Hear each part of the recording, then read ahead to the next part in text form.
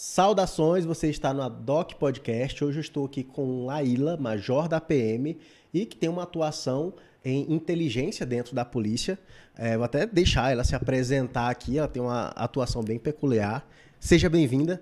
De antemão, te agradeço aqui pelo seu tempo, por poder vir aqui e nos prestigiar com seus conhecimentos aí de inteligência. Vamos tentar explorar um pouco isso aqui hoje. Eu que agradeço, Luan.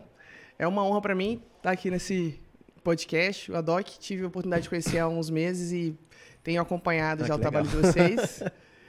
É muito importante, contribuições importantes de várias áreas. Eu acho que vocês estão ajudando a divulgar não só o trabalho de advogados, delegados, policiais. Isso é muito rico para a gente. A gente não tem muito... uma área específica de tipo de convidado, até porque se esgotaria muito rápido. É só advogado. Pô, você chamou os advogados, acabou. Mas, tá, me conta uma coisa. A gente sabe que você está lançando um livro, que você tem uma atuação dentro da inteligência, dentro da polícia, é major e está lançando um livro voltado para essa área de inteligência. Isso. A primeira coisa que gera curiosidade sobre isso é o que é inteligência dentro da PM, já que a gente sabe que a PM tem uma atuação até um pouco mais ostensiva, pelo que a gente conhece. Isso. Diferente um pouco da Polícia Civil, né? Que é mais investigativa, coisa e tal. Então fala um pouco pra gente dessa atuação. Bem, Luan, na verdade, a ideia do livro, inclusive, foi muito nessa linha. Esclarecer para as pessoas o que é inteligência. O nome do livro é Inteligência e Segurança Pública, exatamente com esse foco de mostrar para o leigo ou para o iniciante, alguém que não necessariamente é um especialista em inteligência... Um comum do povo. Exato, um comum do povo. O que é que essa inteligência faz, né? Inclusive, no âmbito das polícias militares. Mas, antes de mais nada, é importante esclarecer o seguinte: inteligência é assessoramento. É assessoramento ao processo decisório. E decisão a gente toma toda hora. A gente acorda de manhã e toma decisões sobre o que vestir, o caminho que a gente vai tomar para ir para o trabalho, né? Se a gente vai sair para almoçar ou não. Então, tudo isso são decisões. A gente toma melhores decisões quando a gente tem mais informações, quando a gente tem um assessoramento melhor. Então, eu até brinco, né? Eu também atuo na atividade de ensino na Polícia Militar e eu brinco com os meus alunos que se eu fosse dona de uma padaria ou de uma creche, teria um setor de inteligência na minha padaria ou na minha creche. Porque eu ia querer saber como está o mercado, o que os meus concorrentes estão investindo, o que eles estão fazendo para dinamizar, para ampliar os mercados.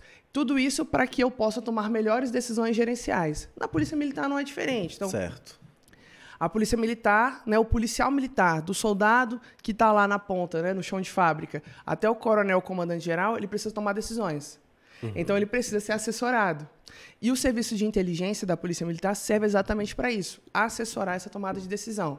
Então, a gente tem o assessoramento no nível estratégico do comando-geral, que a gente avalia tendências, cenários futuros, quais são as principais ameaças, oportunidade de articulação com outras instituições internacionais, porque hoje o crime é algo, né, o crime transnacional é uma realidade. Inclusive a gente tem aqui no Presídio Federal, no DF, detentos da máfia italiana, por exemplo. Então, olha só, a gente precisa conhecer muito, mas também precisa assessorar aquele policial lá na ponta da linha que vai tomar uma decisão sobre abordar ou não abordar um veículo, né, sobre prender ou não prender alguém.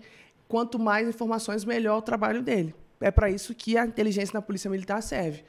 Não é diferente de nenhum serviço de inteligência, nenhuma polícia, ou mesmo no setor privado, né?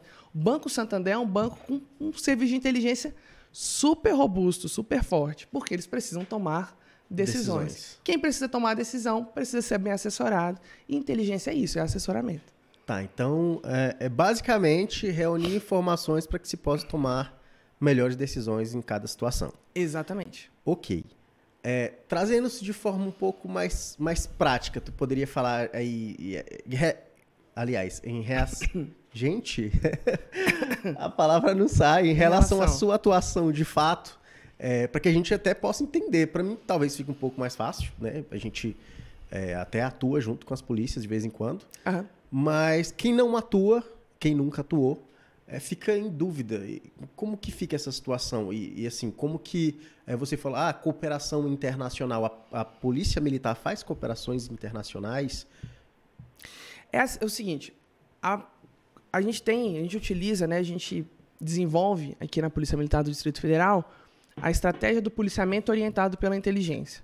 O que é isso? É a tentativa de otimizar os recursos materiais e humanos com as melhores informações, né, para que a gente só, de fato, faça uma operação quando tiver a conjuntura ideal, o cenário ideal para aquilo acontecer, para que não sejamos surpreendidos com situações de alto risco para o policial, né? E essa estratégia do policiamento orientado pela inteligência, o POI, a gente importou, né? Começou no Reino Unido na década de 90. Hoje, ela é amplamente difundida entre os países europeus. É algo que é uma realidade já, que para nós é realmente imprescindível. Hoje é coluna, assim, é a espinha dorsal do trabalho da Polícia Militar. Por quê? Acho que é uma realidade nos órgãos públicos, de maneira geral, uma redução de efetivo, né? A gente tem... Sim. Quando eu entrei na Polícia Militar em 2003, tinham 18 mil policiais no serviço ativo, hoje tem pouco mais de 10 mil. Caramba. E as demandas só aumentam. E a população aumentando. E a população só aumenta, e a criminalidade cada vez mais dinâmica, o crime cada vez mais complexo, né? Então, para que a gente consiga fazer frente a essas ameaças... Essa diminuição de quantitativo faz parte da inteligência ou faz parte de um esquecimento? Algo do tipo. Conjuntura política, porque também tem uma questão de limitações de recursos, né? Hoje, para você ter uma ideia, hoje tem mais ou menos a mesma quantidade de policiais no serviço ativo e veteranos, né? Os inativos, os aposentados, que a gente não chama de aposentado na Polícia Militar, mas que são os da reserva, os reformados, os veteranos, né? Que a gente chama.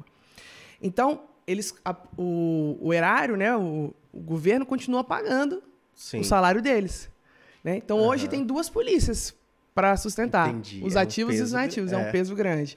Então, muito provavelmente por conta disso, os efetivos estão reduzindo. E não só a Polícia Militar do DF, a Polícia Civil também sofre com isso, Corpo de Bombeiros, polícias militares e civis de outros estados. A realidade é essa. Como é que a gente está fazendo para se virar e manter os índices como estão, né? Nós estamos... Agora, em 2021, tivemos o menor índice de homicídio dos últimos 22 anos. Brasília.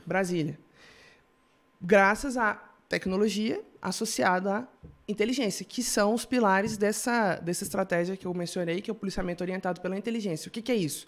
É eu fornecer para você, policial que está lá na ponta da linha, exatamente qual deve ser o seu foco. Ao invés de uma blitz parada, né, montada, parar 30, 40 carros e uma dessas 40 abordagens, pegar uma arma, por exemplo, sem mencionar as questões aí legais, jurídicas, que você vai saber muito melhor do que eu em relação à fundada suspeita não sei e tal. Eu vou saber. Fora isso, você desgastar muito o policial, muita energia, muito recurso para pouca efetividade. O que a gente faz com o serviço de inteligência? Com informações, informantes, outros colaboradores, integração com outros órgãos, uso de tecnologias, aborda aquele veículo com aquela placa que passou por esse local que a gente identificou pelas câmeras, porque lá tem arma, lá tem droga. E então ele faz aquela abordagem bem sucedida, foi uma abordagem ou 2 abordagens para conseguir um resultado melhor do que a gente fazia no método analógico, né? Que era... Hoje nas blitz vocês estão com tecnologia de análise de placa imediata? Nas blitz não, mas o policiamento orientado pela inteligência, uma das ferramentas que a gente usa é exatamente isso, que é a OCR, né? Que é um sistema que transforma a imagem em texto. E aí já puxa-se aquele veículo... Todas as câmeras de rua aqui em Brasília, elas fazem isso? Ou pelo menos a maioria? Eu não sei se todas, mas uma boa parte. Porque a gente tem hoje, ou seja, felizmente... Andou no centro de Brasília, pelo menos, com o carro... vai ser identificado. Não só no centro de Brasília, em várias regiões administrativas também, né? A gente começou o monitoramento por câmeras. Imediato? Não, notificação não. Aí é uma outra questão. A gente está direcionado, mais o policiamento orientado pela inteligência é direcionado para repressão imediata, né? Então é para prisão de pessoas em flagrante ou com mandado de prisão em aberto. Tá, então, por exemplo, se por acaso estão perseguindo um carro, vocês têm a placa do carro, vocês conseguem verificar no sistema onde esse carro está passando? Isso. É basicamente uma das principais funções desse sistema de monitoramento de câmeras. Então, digamos que um criminoso com tem um mandado de prisão, ele está foragido. Sim.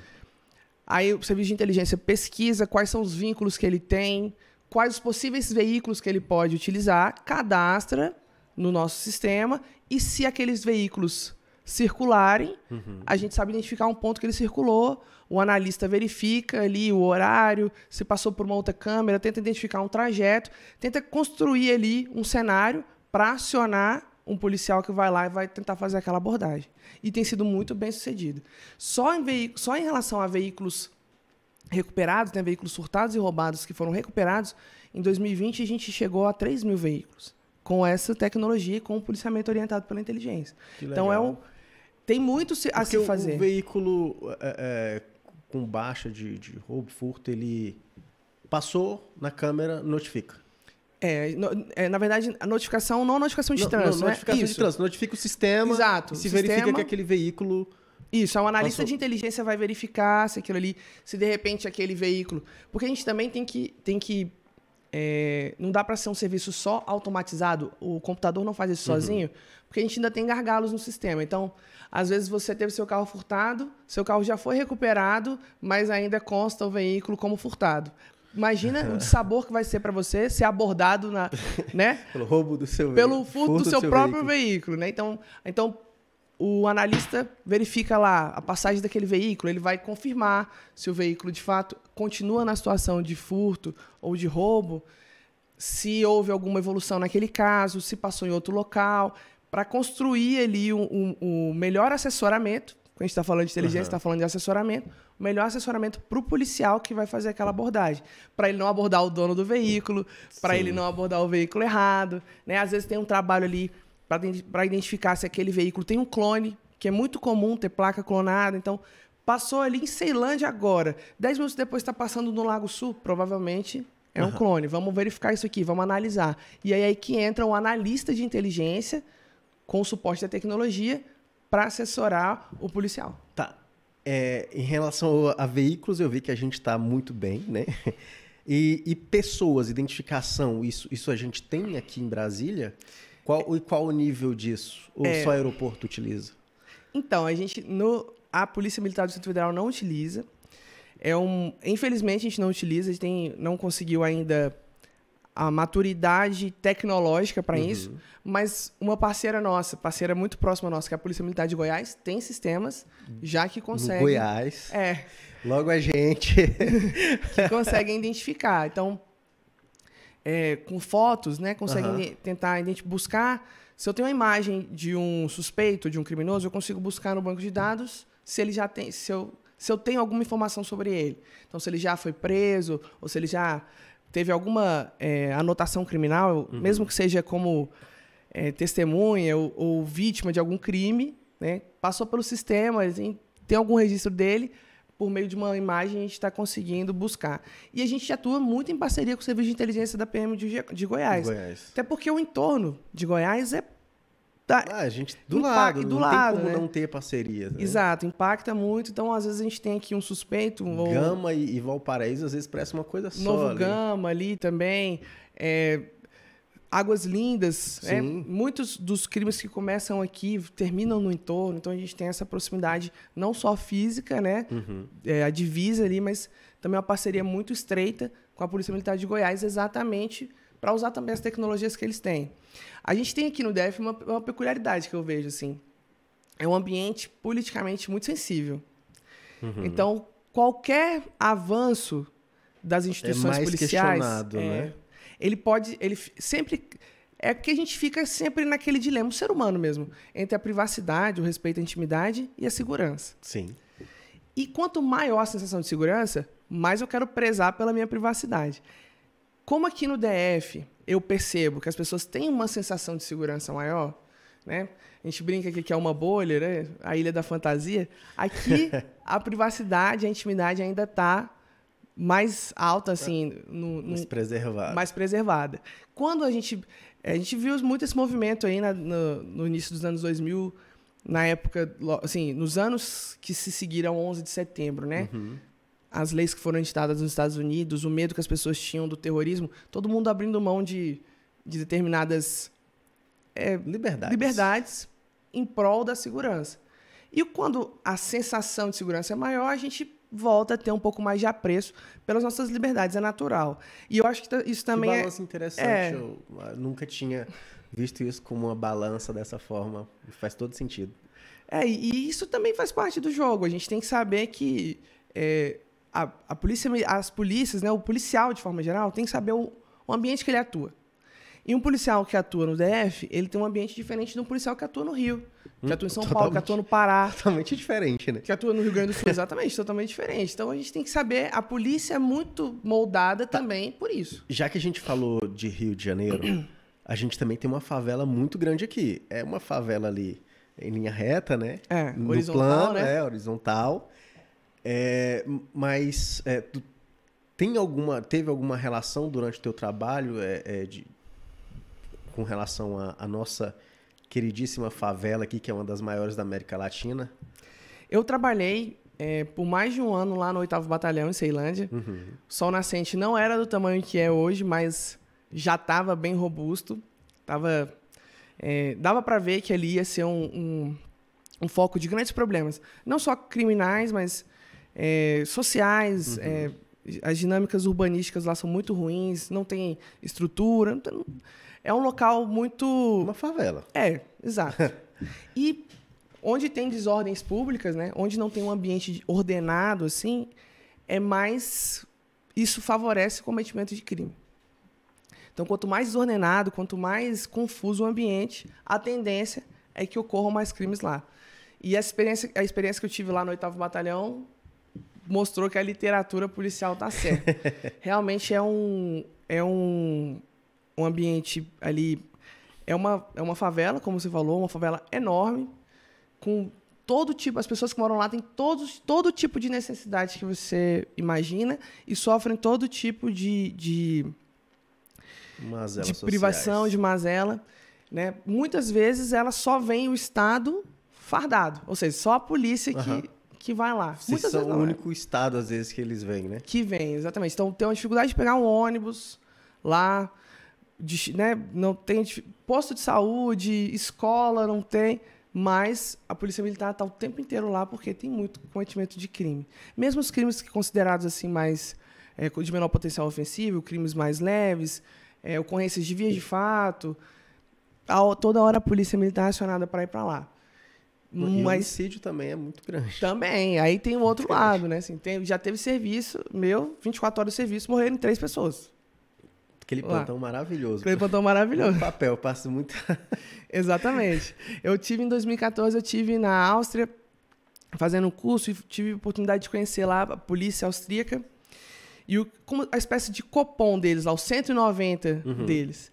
E aí o colega explicando umas questões sobre os índices criminais, e eu perguntei para ele, quantos homicídios ocorreram aqui em Viena no ano de 2013, que era o ano anterior? E eu tinha na minha cabeça o número de homicídios que tinham acontecido aqui em Brasília, porque eu estava fazendo um trabalho sobre isso, uma análise de inteligência sobre isso. Eu me lembro que só os consumados, sem contar os tentados que depois viraram consumados, estavam girando em torno de 600. Aqui no DF, em 2013. Aí eu perguntei para ele, quantos homicídios ocorreram aqui em Viena em 2013, que é uma grande metrópole também. Aí ele olhou, botou uma tela lá pra gente, falou, aqui, considerando a grande Viena, 11. Então foram 11 homicídios em um ano. 11 homicídios em um mês, lá em Ceilândia. Algumas vezes esse número era em um mês, né? Não é... Às vezes tem 3 em um dia. Já teve. Pode bater fácil uma semana. Teve um serviço com 3 homicídios em um dia, 24 horas. Então, e alguns fatores... Era engraçado. Os policiais já sabiam quando a gente assumiu o serviço que esse serviço tende a ser um serviço difícil. Começo de mês, final de semana no começo de mês, que as pessoas estão com dinheiro, vão beber, vão gastar, vão sair, vão gastar, comprar uns bagulho, vão se expor, né? Porque também não é só não é só o autor que tem que sair para a rua, a vítima também tem que sair, né? Tem que sair as duas partes, né? É o triângulo do crime, né? O autor, a vítima e um ambiente propício. E aí é onde entra a polícia militar, para tentar evitar essa conjunção, né, do autor com a vítima e um ambiente propício. Às vezes a gente prende o autor e às vezes a gente tenta intervir no ambiente, para o ambiente não ser propício ao crime. Quando você estava ali por Ceilândia, foi a época que chegou aqui facções, Comboio do Cão, que começou a vir para cá? Foi por essa época, não? Eu confesso para você que não, assim, a gente tinha notícias ainda incipientes de facções criminosas em Brasília, né? Made in Brasília. Uhum. Hoje, eu vejo assim, o Comboio do Cão, por exemplo, que talvez seja a nossa facção criminosa, a organização criminosa com características de organização criminosa que, de fato, começou aqui no DF. Eu comecei como analista de inteligência, identificar a existência de alguma coisa mais concreta de 2019 para cá. Então, em 2012, quando eu trabalhava lá no 8º Batalhão, eu não percebi essa dinâmica. Muito recente, assim. Recente, porém preocupante, porque eu percebo assim, que é grande, não é algo desimportante, né? Principalmente ali na região do Recanto das Emas, do Riacho Fundo, o Comboio do Cão, eles têm uma atuação relevante. A gente já teve apreensões grandes em locais que, com a ajuda com o apoio, né, suporte do serviço de inteligência, em locais que eram locais de armazenagem de armamento, de munições. Armamento grande mesmo? Agora me falha a memória, eu não sei de cabeça. É que quando a gente vai ver o Jornal do Rio, a gente, não. Tem de AK-47. Não é assim, não. Mas assim, foram apreensões assim, de muitas munições, colete, pistola. Salvo engano, tinha algumas armas longas também, eu não tenho certeza. Mas é diferente a realidade daqui e do Rio, né? Se você procurar um policial hoje que trabalha na atividade fim, um analista de inteligência hoje, trabalhando com crime organizado, ele vai saber de cabeça quantos fuzis e onde eles foram apreendidos. Tem essa possibilidade ainda aqui em Brasília. No Rio de Janeiro, ninguém tem mais esse dado na cabeça. Vão lembrar dos gigantes, né? Vão saber das maiores apreensões, vão saber das prisões dos maiores traficantes, mas aqui não. Aqui, se você procurar um analista do Centro de Inteligência da Polícia Militar, da pasta crime organizado, ele vai saber, olha, nós apreendemos no ano de 2020 tantas armas do Comboio do Cão, tantas eram pistolas, tantas eram fuzis, coisas assim, né? Porque a apreensão de fuzil no DF ainda não é uma realidade constante, presente, assim. É um ou outro, né? Mas a gente já ligou o sinal de alerta, a gente já botou a bandeirinha vermelha lá, o Serviço de Inteligência trabalha muito atuante nisso, policiamento orientado pela inteligência focado nisso, eu percebo também a atuação da Polícia Civil muito forte também, tentando reprimir, sufocar as organizações criminosas aqui, porque a gente quer continuar sendo a tal da Ilha da Fantasia, né? A bolha que a gente vive aqui em Brasília. E drogas preferidas desses grupos, dessas facções, como que tá essa relação? Você fala assim, para o comércio? O que eles têm, assim, tem preferência, o que eles comercializam, como que eles alimentam a rede deles? O Comboio do Cão especificamente, falando aqui da nossa organização criminosa Made in Brasília, eles têm uma atividade até um pouco diversificada. Roubo, eles usam, além do tráfico, né? Tráfico de drogas, cocaína, maconha e crack, principalmente o crack, que é mais fácil de comercializar. Barato, alta demanda, altíssima demanda. Né? Mas eles também têm essas outras atividades. Eles roubam, eles têm uma operação da Polícia Civil, salvo engano, foi de 2020. Prendeu um monte de integrantes do Comboio do Cão, identificou muito isso daí, né? Que eles trabalham com roubo de veículos, roubos também que é fácil, estabelecimentos comerciais. Levou para o H-Norte. Exato. Desmanchou. Não sei se eu poderia falar isso aqui. Levou para algum desmanche. Roubou estabelecimento comercial, principalmente nas regiões administrativas, que ainda mexem muito com dinheiro em espécie. Então, o cara sai de lá com dinheiro na mão, consegue ter capital de giro para a atividade criminosa. Mas ela não é ainda tão especializada como são outras facções criminosas que a gente conhece, né? Que são grandes mercados hoje, quase mercados, especialistas, né? De venda de cocaína, importação, né? Importação, venda, exportação também de cocaína, como a gente vê aí o PCC, Comando Vermelho. Né? Não, o Comboio do Cão ainda está muito associada aos crimes contra o patrimônio também, para se manter. Eles precisam para se manter. Então eles estão tendo dificuldades, provavelmente, de entrar com grandes quantidades de drogas, né? Até pela posição geográfica do Distrito Federal. A gente está no meio do Brasil, né? O Brasil não é um país produtor de drogas, é um país que é rota de drogas, né? Do Paraguai vem muita maconha, ali da Bolívia, da Colômbia, muita cocaína. Nós somos rota para os principais mercados consumidores, né? Estados Unidos e Europa. Mas não necessariamente podemos ser apontados como um país produtor. Uhum. Estar no meio do Brasil, né? Aqui não tem grandes hidrovias, né? Não tem porto aqui, não tem para escoar, então talvez isso nos favoreça geograficamente e as organizações criminosas aqui ainda não sejam tão robustas também por conta disso, por conta da atuação, né, das forças policiais, que eu vejo que são muito presentes, por conta talvez de outras dinâmicas sociais, né? É difícil ocupar um território aqui no Distrito Federal, né? Eles têm facilidade, por exemplo, no Rio tem facilidade da montanha, né? Exato. E aí tem locais de armazenagem, de estocagem, né? A polícia não entra em determinados locais. De beneficiamento de droga, inclusive, tem linhas de montagem, assim, o pessoal dolando, né? Fazendo ali as trouxinhas de cocaína. Aqui Brasília tem uma dinâmica diferente, né? Pela própria concepção da cidade. E pelas dinâmicas sociais e culturais que são, né? São uma marca aí da nossa capital. Aí também. Ainda bem, sinal de que está entrando pouca droga. Está na Ilha da Fantasia, como você. Aqui a gente tem um mercado, não é a minha área, assim, eu não sei, não sou especialista, mas eu percebo que a gente tem um mercado, pelas apreensões, acompanhando as apreensões da Polícia Militar e da Polícia Civil, a gente também tem um mercado grande para drogas sintéticas, né? Muitas festas. Bala. Né? Êxtase, LSD, um mercado de gente com dinheiro, festas com público específico. Caloradas. E aí também o próprio traficante tem um perfil diferente, né? Mas tem Brasília... Mas droga sintética já foi descoberta em algum laboratório aqui ou também é importado? Não, a gente já teve histórico de laboratórios aqui.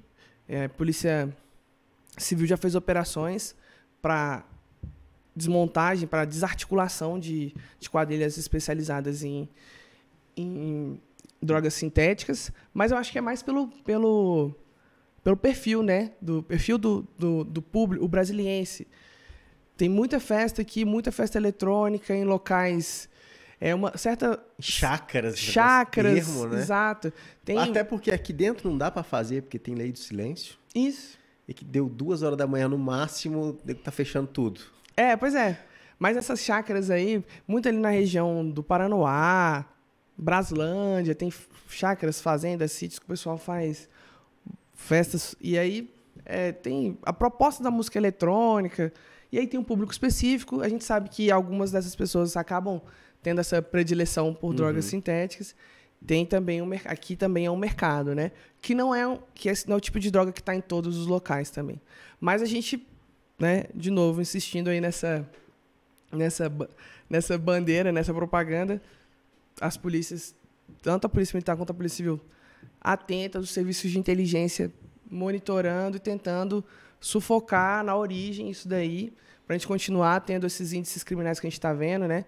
A gente, final do ano passado, a gente fechou o ano passado com ótimos índices de crimes, que a gente chama, né? Os crimes violentos, letais e intencionais.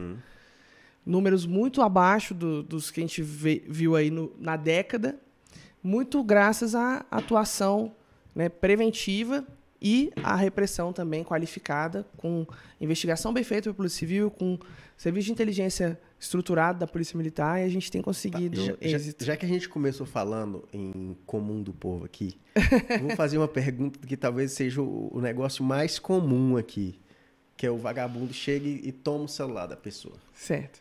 Dentro da inteligência, existe algo ou alguma visão para poder recuperar isso? Porque a gente sabe que é muito difícil. Se tem localização de GPS no celular e deu em um prédio, o prédio tem, diversos apartamentos. Como que você vai achar um celular? Tem alguma coisa, ou pensaram em alguma coisa, ou pensam ou trabalham a respeito disso? Porque, assim, às vezes o comum do povo sofre muito com esse tipo de situação, né? Esse trabalho, para ele ser bem feito mesmo, para ele ter algum efeito, tem que ter um viés mais de análise criminal. Tentar identificar onde estão acontecendo esses crimes, né? Os hotspots, que a gente chama. Sim. O perfil das pessoas que estão sendo vítimas desses crimes. E aí, num segundo momento, também identificar os autores. E, normalmente, é um grupo criminoso, né? Uma quadrilha, tem uma rede trabalhando ali, porque o cara tem um que furta ou que rouba. E o que pega tem as peças. Tem o que pega, o que desmonta, distribui. ou que reseta o celular para poder vender. Tem banca que vai vender o celular roubado. Então, tem uma rede. Então, primeiro, o trabalho da Polícia Militar, nesse sentido, é identificar principais pontos. Lembra que eu falei? É importante fazer... Registrar a ocorrência, né? Exatamente. Porque senão não vai ter pontos quentes ali da atuação. Eu falei para você aqui do triângulo do crime, né? Autor, vítima, ambiente propício.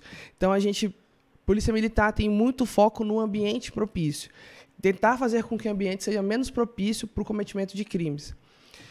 E que a vítima esteja menos exposta ao cometimento de crimes. Então, o papel da Polícia Militar foca muito na análise criminal, identificar quais são os principais locais para que o policiamento ali seja direcionado para aqueles horários e locais, para que as pessoas não fiquem expostas num ambiente propício para o crime, né? E a Polícia Civil... A presença. E a Polícia Civil tentando identificar essas redes criminosas para tentar sufocar na ponta. Porque o tratamento... não é que não seja importante, é muito importante para uma pessoa ver que a polícia recuperou o celular dela. Sim. Mas isso demanda um esforço enorme para a instituição. Às vezes são horas de serviço de uma equipe de policiais para conseguir recuperar. Muitas vezes a gente recupera, mas tem mais impacto quando o trabalho é feito com análise. É mais inteligente. Com inteligência, quando a gente tenta sufocar lá. Exatamente. A atuação inteira, né? Inteira. Né? Tentar evitar, usando da inteligência também, quais os principais pontos, os horários mais propícios ali, os locais que a gente precisa atuar.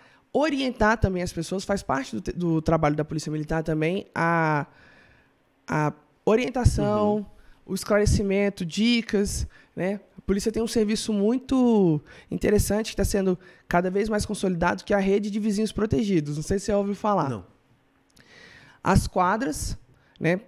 Os batalhões das regiões, na Asa Norte, onde eu moro, quase todas as quadras fazem parte da rede de vizinhos protegidos. Como é que é isso daí?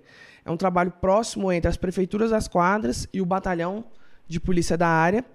Lá tem uma placa, que é essa da rede de vizinhos protegidos, com além do 190, que é o telefone de chamada geral, um telefone, uma linha direta, digamos assim, entre aquela comunidade e o batalhão, para poder manter ali essa rede de informações girando. Então, os porteiros se conhecem os policiais que trabalham, identificam algum movimento estranho, já acionam o policiamento. Também informação, os policiais orientam os porteiros, os moradores, vamos evitar determinado comportamento, ou vamos adotar determinado comportamento. Então, isso também que legal. Essa parte preventiva, informativa, também é um papel que a Polícia Militar, que é a missão da Polícia Militar, e a Polícia Militar do DF tem focado muito nisso daí também. Eu vejo muito no Lago Norte, na Asa Norte, na Asa Sul, tem funcionado bem. No Guará, esse programa, Rede de Vizinhos Protegidos, também está tá atuando muito forte. Hoje, com a comunicação rápida do jeito que tá, então, o WhatsApp, os vizinhos se comunicam, tiram uma foto de uma situação, rapidinho já mandam para o policial que atende aquela rede, ele já identifica, muitas vezes já abordou o cara antes, não, então vou lá, vou voltar. Então, tem funcionado muito bem e o resultado está aí, são vistos nos índices, né? E, felizmente, a gente mesmo com crescimento populacional, diminuição do efetivo, né, várias questões, a gente tem conseguido manter Brasília ainda uma cidade segura. E você foi promovida recentemente? Fui promovida a major em abril de 2020. Eu fiz o vestibular para a Polícia Militar. Vestibular para a polícia. Em 2002. Né, agora é um concurso, nível superior, mas na época era um vestibular. Vestibular da UNB, ao invés de marcar lá Direito, Medicina, Ciência da Computação, marcava Polícia. CFO. Curso de Formação de Oficiais da Polícia Militar ou do Bombeiros. Na carreira de oficiais? Isso. Então, a minha carreira começou lá em 2003 como cadete. Mas, então, você não precisava de nível superior antigamente, lógico, né? Não, antigamente não. Agora já é um concurso, né, de nível superior, não é mais vestibular. A polícia faz licitação para contratação de banca, normal como qualquer outro concurso público. E entrei como cadete em 2003. Em 2005 fui declarado aspirante. Né? Esse posto de aspirante ficou famoso aí na época do filme Tropa de Elite, né? Os aspirantes foram falar. Exatamente. Esse problema agora é do aspira. Então, cheguei aspira, fui trabalhar e depois promovido a segundo tenente, primeiro tenente, capitão e agora major. A principal diferença dos postos na carreira é que o tenente, lá, o aspirante, o segundo, o primeiro tenente, ele normalmente tem funções operacionais. Ele está lá na ponta, comandando frações de tropa, comandando tropa e executando o policiamento ostensivo propriamente dito. Então, na minha carreira como tenente, eu trabalhei em Braslândia, trabalhei no Núcleo Bandeirante, trabalhei na Rotan, que é uma unidade especializada aqui em policiamento tático, né, patrulhamento tático. E depois no 6º Batalhão, que é a área central ali de Brasília, Esplanada dos Ministérios, rodoviária, Torre de TV, aquela região ali. Depois fui promovido a capitão. Depois dessa promoção, trabalhei um tempo lá no 8º Batalhão, como eu mencionei, no batalhão que atua em Ceilândia, que é responsável pela área de Ceilândia. E lá eu já fui como chefe da agência de inteligência, já trabalhava em inteligência lá, né? O capitão é um posto intermediário. Inclusive, a gente fala que o oficialato ele é dividido em círculos, né? Então, tem o círculo dos oficiais subalternos, que são os tenentes, os oficiais intermediários, que são os capitães, e os oficiais superiores, major, tenente-coronel e coronel. Então, oficial intermediário, por quê? Porque ele tem o pezinho lá na parte operacional, mas já está sendo preparado para a gestão. E aí, o oficial superior, a partir do posto de major, já é mais voltado para a gestão. Gestão da instituição, decisões mais em nível tático e estratégico, menos operacionais, né? Que é o posto que eu estou agora. É o primeiro posto do círculo de oficiais superiores. Então, atualmente, eu trabalho com ensino, né, com capacitação e inteligência, chefiando uma equipe que é responsável pela especialização dos policiais que querem entrar no serviço de inteligência. Professora do meu amigo Amon. Tem um amigo que está fazendo curso ainda. Não, o curso de formação é a primeira etapa, né? Então, assim, tem lá o curso de formação de praças, o curso de formação de oficiais. Eu passo pelos dois dando aula, mas é dando uma ideia para eles do que é inteligência, para que serve a inteligência na Polícia Militar. Mas depois da formação policial, tanto a praça quanto o oficial, aqueles que tiverem vontade, inclinação, né? Tiverem ali o pendor para atividade de inteligência e passarem pelos crivos, né? Que a gente faz uma pesquisa da vida pregressa e tal, diferente da pesquisa do concurso, a gente dá uma vasculhada na vida do cara. Tu não tem Instagram? Não, veja, é recomendável para quem for fazer operações de inteligência não ter exposição, né? Mas não é que é requisito não ter. Tô brincando. Mas é recomendável que você tenha um mínimo de exposição para que você não seja reconhecido em determinadas situações que você vai estar, né? Uma das técnicas operacionais que se usa, que eu explico no meu livro também, porque a ideia do livro é que um leigo, como você, usando a sua expressão, um comum do povo, pegue o livro e entenda o que faz um profissional de inteligência. E lá tem um capítulo específico para a questão da obtenção do dado negado, né? Que é a cerejinha do bolo. O que a gente fala no senso comum chama de informação privilegiada.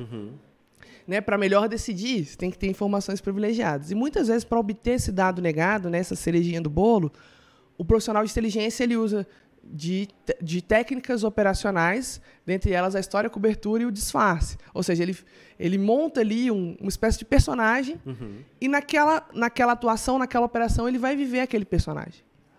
Então, imagina que você monta ali uma história, cobertura, um personagem, constrói toda ali uma narrativa, né, monta ali uma história. E aí, mas você tem um Instagram, a pessoa te acha nas redes sociais e pronto, você caiu toda a sua história, cobertura. Você tá lá, virou um fio desencapado, não consegue mais obter nada, ficou queimado. Mas o policial militar, ele tem uma atuação paisana para fazer esse tipo de coisa? Não. Isso, os policiais militares que são credenciados... Paisana, assim, sem característica de fardamento, né? Isso. Então, aqueles policiais que depois da formação... até cheguei a comentar, né? Acho que eu não terminei a explicação, mas policial que depois da formação quer se especializar em inteligência, aí ele passa lá pelos meus banquinhos, né? Que aí de fato ele vai ter o treinamento lá com a minha equipe, vai ser especializado no serviço de inteligência, vai fazer cursos na área, e aí ele vai ser credenciado para o serviço de inteligência da Polícia Militar. A gente tem um sistema que reúne os profissionais de inteligência.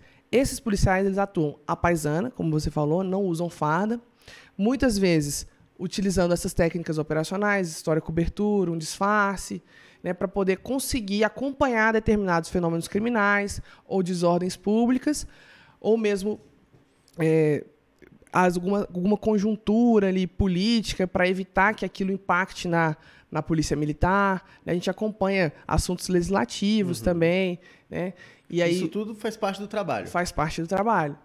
Então não é só a Polícia Civil que faz parece uma atuação investigativa, de fato. Não, porque a gente atua com focos diferentes. O foco da Polícia Militar são os crimes permanentes. Certo. Então, assim, a ideia é levantar informações sobre crimes permanentes, porque a atuação do policial militar que nós vamos assessorar, ela vai ser em flagrante. Entendi. Ele vai prender em flagrante. Não é uma atividade investigativa como a Polícia Civil faz, né? Em várias naturezas criminais, a gente não acompanha a maioria das naturezas criminais, só aquelas que são crimes permanentes. Tráfico de droga, ou, como eu mencionei aqui, do policiamento orientado pela inteligência voltado para a recuperação de veículos furtados, veículos roubados, cumprimento de mandado de prisão em aberto. Tudo isso são dinâmicas que a pessoa ou vai ser presa em flagrante ou vai ser presa em cumprimento de uma ordem judicial, que são as duas possibilidades de prisão que a Polícia Militar pode fazer.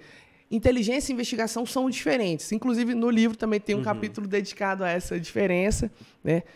Como eu falei aqui no começo, inteligência é assessoramento. Então, eu estou assessorando alguém que vai decidir.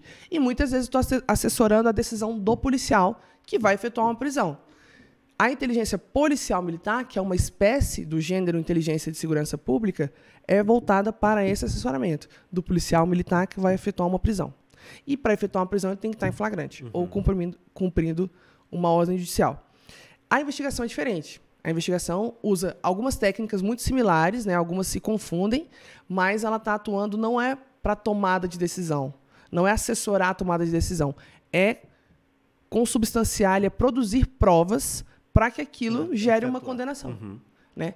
O foco é diferente. Monitorar a atividade. Né? O foco é diferente, né? O assessoramento e a produção de provas.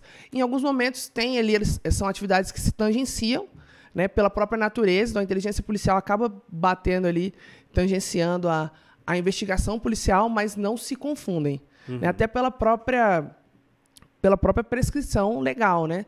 Pela própria previsão legal. A lei define os limites da atividade de inteligência, define como é que é a investigação, e até a fiscalização, controle externo é feito por órgãos diferentes. Então, a atividade policial, a investigação, controle externo é o núcleo de controle externo da atividade policial do Ministério Público. A atividade de inteligência ela é controlada pelo Legislativo. É a CECAI, é a Comissão Mista de Controle da Atividade de Inteligência do Congresso Nacional, que faz esse controle. Então, é para eles que a gente presta contas. Né?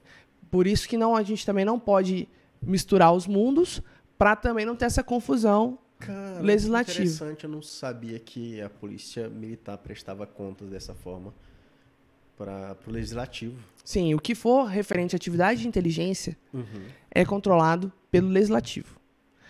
E o que for referente à atividade policial, né, o policiamento, né, a atividade fim da Polícia Militar e da Polícia Civil, no caso da investigação, é controle externo do Ministério Público.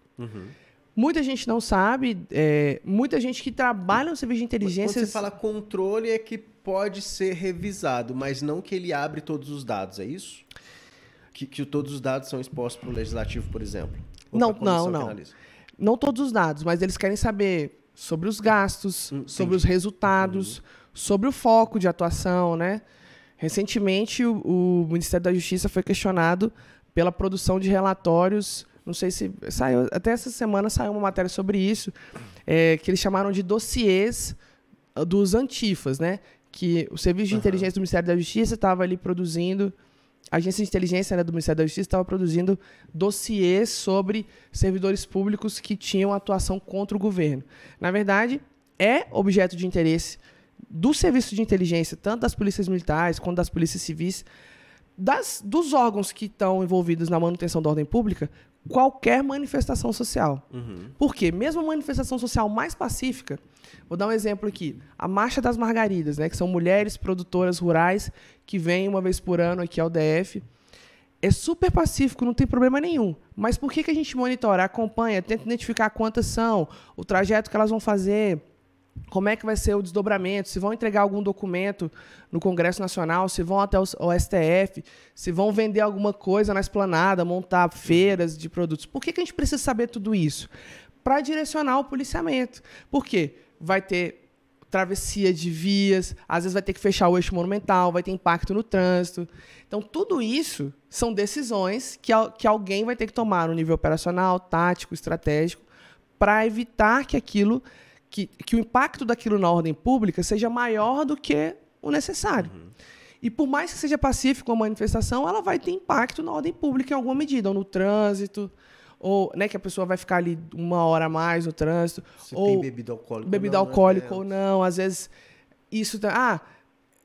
manifestação indígena, os indígenas ingerindo bebida alcoólica, portando tacape, arco e flecha. Né? Isso pode ser ter potencial de impacto na ordem pública? Tem. A polícia acompanha. Né? A ideia do serviço de inteligência não é reprimir nenhum tipo de manifestação, não é ferir o direito legítimo de manifestação que o brasileiro tem, né?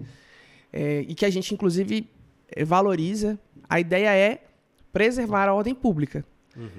Para que assessorar, quando o serviço de inteligência monitora um movimento social, é no sentido de assessorar as decisões que vão ser tomadas para aquela manifestação ocorrer da melhor forma. De maneira nenhuma é tomada alguma decisão no sentido de impedir que aquela manifestação ocorra. Tanto que a gente vê aí na esplanada dos ministérios, já teve, quando trabalhei no 6º Batalhão, que era a área central, já cataloguei no mesmo dia 13 manifestações diferentes, em pontos diferentes, umas manifestações menores, outras maiores, mas 13 manifestações. A polícia não interfere, pelo contrário, ela tenta... Brasília também é centro disso. Isso, a gente tenta fazer com que a manifestação ocorra, né, que os manifestantes atinjam seu objetivo de manifestar livremente, ordeiramente, e que o impacto para as outras pessoas, não participantes das manifestações, seja o mínimo possível. Que os órgãos públicos continuem funcionando, né, que os servidores consigam chegar no seu trabalho, que os pais consigam buscar as crianças na escola e a cidade continue funcionando. E essa virada, né, para major, você passou a ter uma atuação um pouco mais política. E como que foi isso para você? Na verdade, assim, é um degrau que a gente sobe no sentido, caminhando para a gestão, né? Então, acaba que eu tenho que... Não é que tirar o colete do operacional e voltar totalmente as atenções para a gestão, não é isso, mas é pensar já de uma maneira gerencial. Então, antes, focada ali numa operação especificamente, hoje eu tenho que pensar o que eu posso fazer para a instituição ser melhor. Né?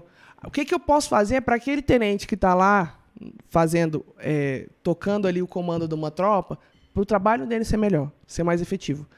pensar em soluções mesmo, em estratégias. Esse é o papel, ou deveria ser o papel, do oficial superior. Hoje, como eu te falei, na função de chefe de uma divisão de capacitação, meu foco é como é que eu vou entregar o melhor profissional de inteligência para a instituição. E para isso ser revertido em resultados. Né, em qualidade do serviço. Então, estratégias de ensino, uso do sistema EAD quando puder, né, quando for conveniente para determinadas matérias específicas, usar o Moodle, qual a melhor plataforma, tomar decisões nesse sentido. Pós-graduação, que a gente tem agora também na Polícia Militar, uma pós-graduação em Inteligência de Segurança Pública, voltada, inclusive, para pessoas de outras instituições. A gente está trazendo... Instituições polícias também, não... Instituições públicas. Ah, tá. Não precisa ser policial. Bombeiro, ABIN, Câmara dos Deputados, Polícia Penal. A gente abre para... Mas não pode um comum do povo... um comum do povo... se inscrever lá e cursar. Eu entendo, minha visão, que deveria ser assim. A gente ainda tem algumas limitações normativas para isso. Mas se depender de mim, do meu trabalho, eu entendo que a inteligência, inclusive a inteligência de segurança pública, tem que ser algo de conhecimento dos comuns do povo. Porque algumas profissões seriam interessantes, com certeza. Saber como que a polícia pensa, como que... Enfim. Com certeza. Seria bem interessante para várias profissões. E eu também defendo, Luan, o seguinte, que a inteligência, né, a gente tem que acabar com esse secretismo que envolve a atividade de inteligência. Por muito tempo, foi algo muito misterioso. As pessoas não sabiam o que fazia o serviço de inteligência. E, na verdade, é isso que eu te falei, é assessoramento. É claro que as pessoas não podem saber exatamente no que o serviço de inteligência está trabalhando. Porque você não vai conseguir a cerejinha do bolo que eu te falei se a pessoa que eu estou querendo, daquela que eu estou querendo extrair, sabe como vai saber. Exato. Mas é importante que a sociedade saiba para que serve o serviço de inteligência. A gente tem uma mácula, né, um estigma na nossa história, muito associado à repressão política que aconteceu na época do governo militar, porque o Serviço de Inteligência, na época, o Serviço Nacional de Informações, o SNI, teve uma atuação muito forte na repressão política. Isso maculou os profissionais de inteligência. Na verdade, naquela época, funcionava basicamente para ver quem está falando o quê sobre quem. Né? E também não era só assessoramento. Eles botavam a mão na massa, iam lá e prendiam as pessoas, né? Faziam os interrogatórios e tal. Era muito diferente do contexto que se tem hoje, do foco que se dá hoje para a atividade de inteligência. De 99 para cá, já está pacificado, está consolidado, né? Tem lei definindo, criando o Sistema Brasileiro de Inteligência, que criou a ABIN, decretos que criaram o Sistema de Inteligência e Segurança Pública e agências de inteligência de segurança pública. Então, hoje, no Brasil, a gente tem essa maturidade já legal, né? Mas ainda não chegamos, a meu ver, na maturidade cultural. O profissional de inteligência sofre um estigma ainda. As pessoas acham que fazer inteligência é ser o 007 ou ficar botando escuta na casa das pessoas para saber em quem elas votam ou se elas apoiam. Não é isso. E não tem nada a ver com isso. Muita gente decepcionada agora. Tem a ver com coletar ali, reunir, usando a definição que você mesmo elaborou aqui, reunir informações para assessorar um decisor, seja no nível operacional, tático, estratégico ou político, é assessorar para que aquela decisão de um servidor público, que é o caso da inteligência de segurança pública, seja a melhor decisão pensando no bem comum, né? Pensando no objetivo dele, que é, no meu caso, manutenção da ordem pública. Esse é o foco do Serviço de Inteligência da Polícia Militar do DF. Né? Não tem nada a ver com 007, não saio por aí pulando muros, instalando escutas nas casas das pessoas, não é isso. É assessoramento. E essa desmistificação passa muito por esse trabalho que você está me ajudando a fazer aqui, de divulgar o que é. A gente aprende muito aqui, eu podia aprender muita coisa aqui. Divulgar o que é, o que faz. Tem que assistir de novo para me lembrar algo. Muita informação, inclusive, interessante. Porque isso, a mística está aí, né? Inclusive, as séries de TV, os filmes não nos ajudam nesse ponto. E o histórico, né, recente da atividade de inteligência no Brasil, que chamava informações antes, mas agora inteligência, também nos prejudica um pouco.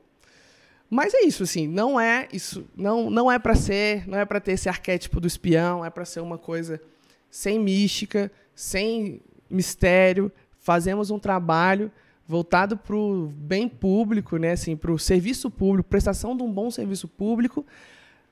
É assessoramento do policial militar que decide. Seja ele o soldado lá na ponta da linha, seja ele o coronel, comandante-geral da polícia. Maravilha.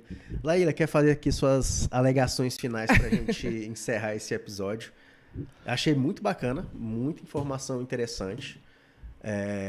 Eu aprendi muito aqui, confesso. Poxa, obrigada. Para mim é uma oportunidade muito rica de divulgar, não só divulgar o livro, mas divulgar... Quando que vai ser o lançamento do livro? A gente está planejando para agosto, inclusive Legal. Aqui também com vocês. Legal.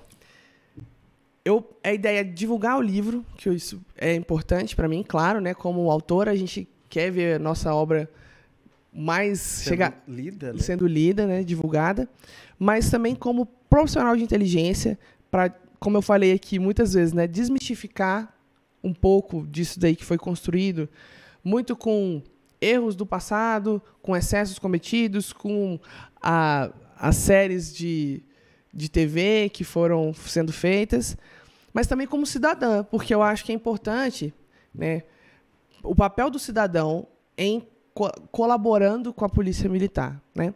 O serviço de inteligência tem muito disso, colaboração. Um profissional de inteligência, ele tem, acima de tudo, uma habilidade para lidar, tem que ter uma habilidade para lidar com as pessoas. Claro que tem aqueles profissionais com muito dom analítico, tecnológico, vão focar ali nas máquinas, vão estar nos números, mas a maioria dos profissionais de inteligência, eles têm que ter essa habilidade para lidar com o ser humano, para extrair informações, para não ser invasivo, para passar confiança, para que a pessoa queira falar com ele, né? É uma expressão que a gente usa, puxar a língua, para puxar a língua das pessoas. O policial sabe fazer isso, é uma maravilha. E o profissional de inteligência tem que fazer isso sem a pessoa saber que isso está sendo feito. Então, a atuação polícia com a comunidade é importante. E o serviço de inteligência está no meio disso aí, tentando também fazer esse link. Maravilha. Obrigado. Muito obrigado. Agradeço novamente a sua presença aqui nesse podcast. Pessoas como você que enriquece aqui o nosso canal.